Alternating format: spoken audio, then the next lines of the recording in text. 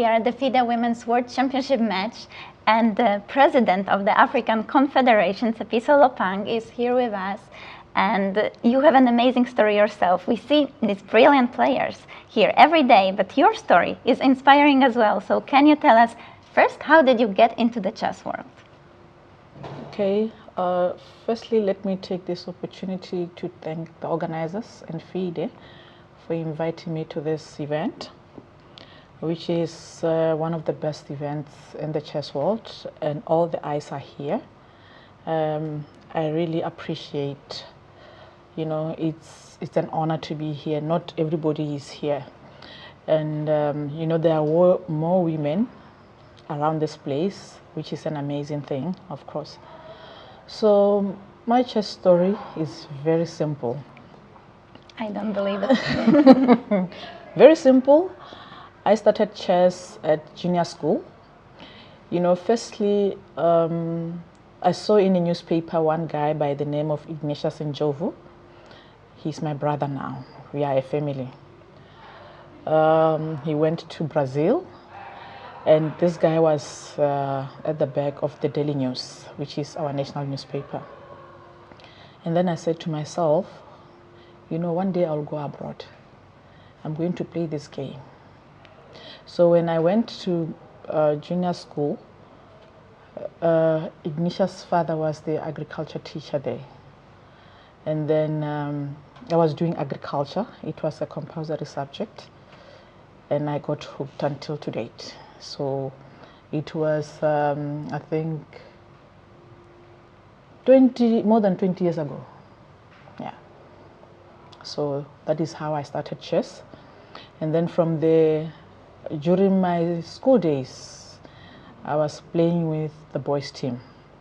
Boys' team in the school, yeah? Yes. Boys' team, not girls' team. I was, you know, they are both four. It's not that I was playing both four because I was a woman, it's because I was playing both four because I was strong. Stronger than some of them. So I was part of their first team. And then I moved to high school. It was the same thing. Even during the junior school days, I never played in the girls section. I was always playing with the boys, which was fun sometimes. You know, sometimes I will not feel well because, you know, some girls were winning prizes on the girls section, but my coach felt, no, go and play in the boys team, which was fun though. So what do you think this experience gave you? Did it give you confidence and also prepared you for your duties that you are having now? Absolutely.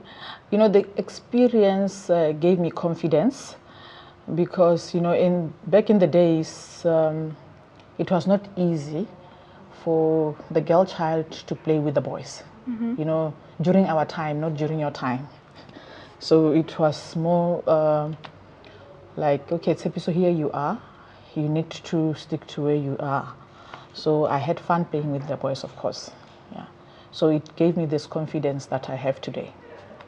So what did you love the most as a kid? What was the, you know, the thing about chess that so interested you that you just couldn't stop playing? You know what I loved more about chess? Before you start the, like after school activities, you don't have to run 400 meters before you play the game.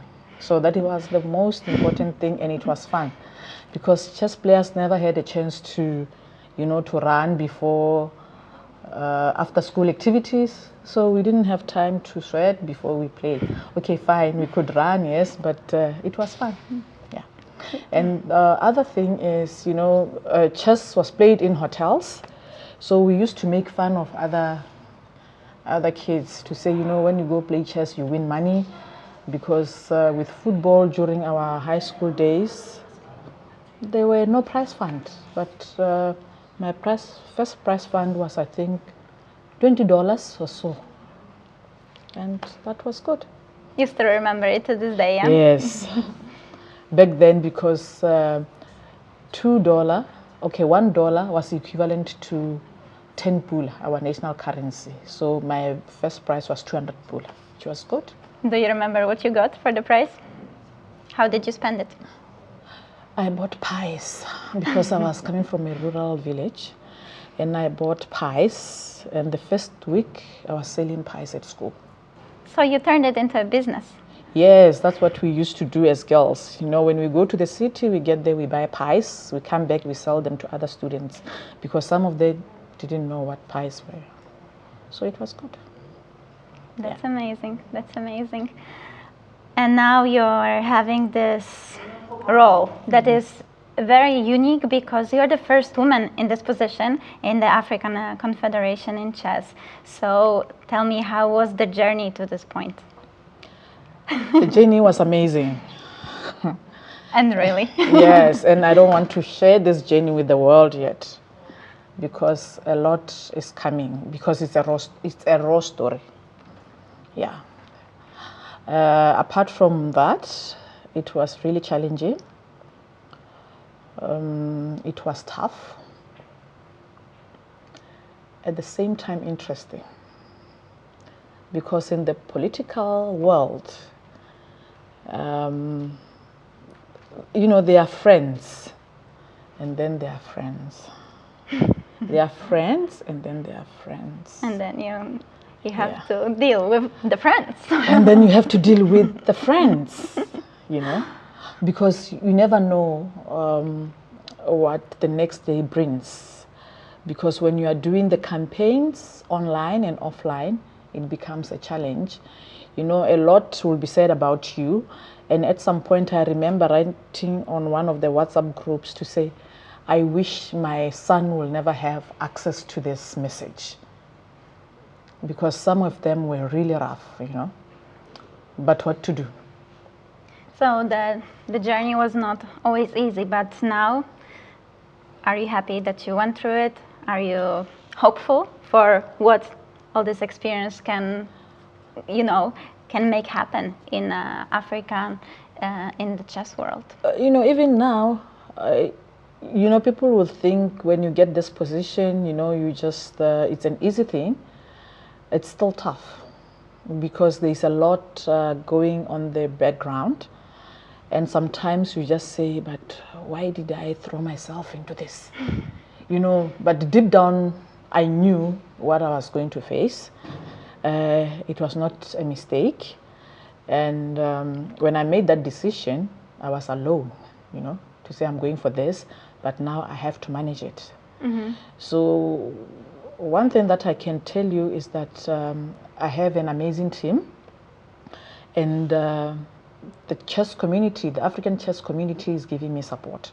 Mm-hmm. You know, when I share some of the challenges, there's a way in which, you know, they talk to me to say, but Tshepiso, what do you think about ABCD? You know, I'm not a sole leader, no. I don't dictate to my chess family. Mm-hmm. You know, when I have something, I let them know. You know, you never know. The solution might be sitting in the boardroom, not with me, because I have solution providers. So that is one thing that is amazing. You know, if you work as a team, you know, nothing is impossible. Oh, that sounds amazing that you have all this support system. And so tell us, what are the most important projects you are working on? Because this is what you went for, to make some amazing, incredible things happen. So what are the things you are working on? Currently, we don't have any project, but let me take this opportunity to, you know, recognize the support from Anastasia Sorokina. You know, she's doing amazing work behind the scenes for women in chess in Africa.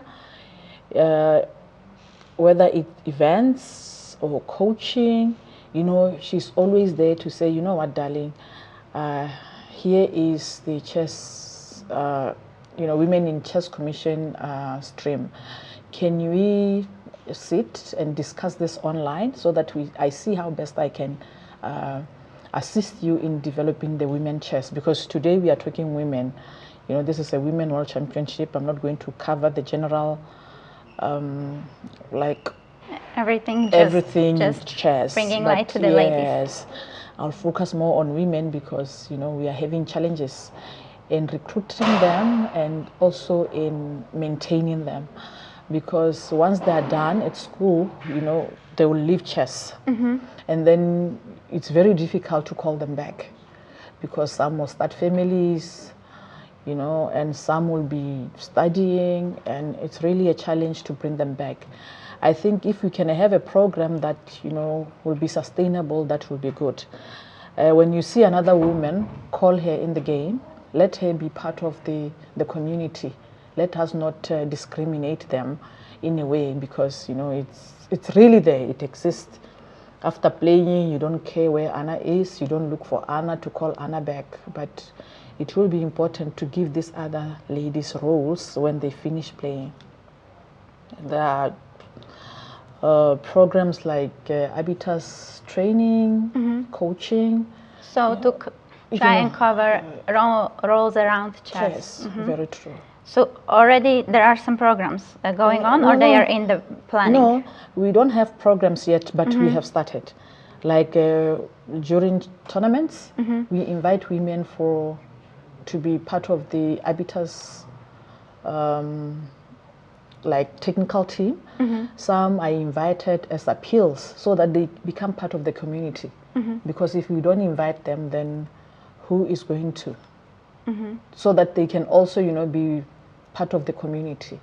So this is the biggest challenge that you see now, yeah? The women, they have so much other things and they cannot put the full focus into chess. Exactly, because we have few women leaders in the continent, very few. So whoever you see, you need to keep. So now we are, as you mentioned, at the Women's World Championship match. We have obviously amazing women players all over the world, here in Asia especially, very strong.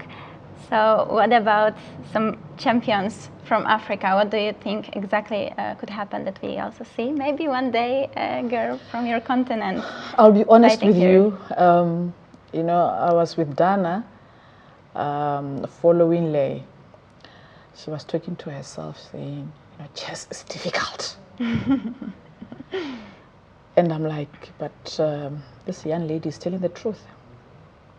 So in Africa, for us to have the next Leis, we need resources.